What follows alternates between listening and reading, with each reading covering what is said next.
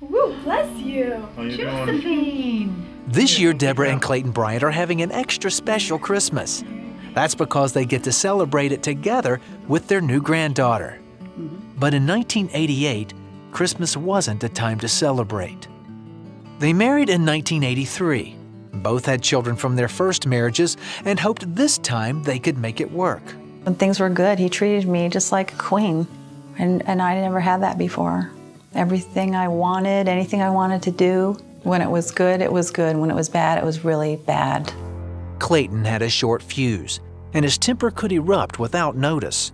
At first, Deborah held it in. It built up, and I let loose. And I would be just about as bad as he was at times. Throwing things, angry. Financial pressures and tensions within their blended family added more stress to their already strained marriage. I probably had anger issues going on. I think between the kids and financially, we were always stretched financially. Then in 1988, it all fell apart.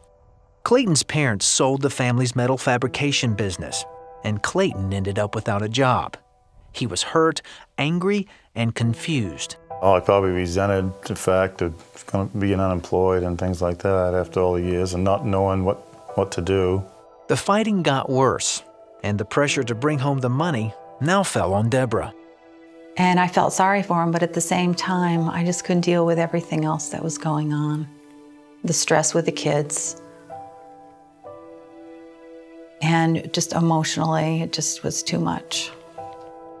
Then 2 weeks before Christmas, Deborah took the kids, the furniture, everything, and left her husband. I kept my cool, I thought, pretty good on the situation of family and friends moving everything out of the house. And once everything was moved out, we was in the basement and we hugged each other. But that was the end of it. Then Christmas came.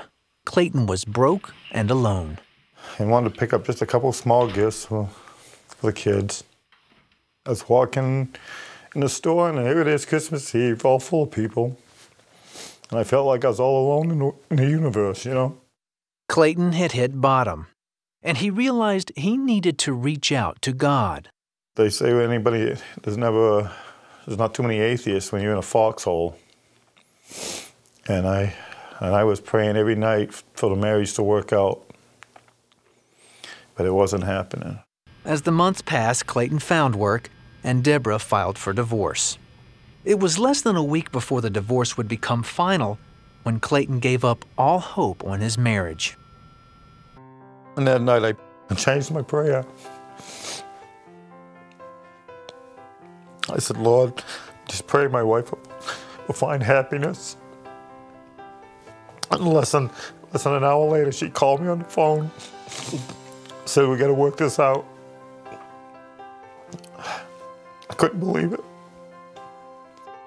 What Clayton didn't know was that Deborah had also reached out to God. God must have been speaking to me because I just totally broke down and cried out to him. And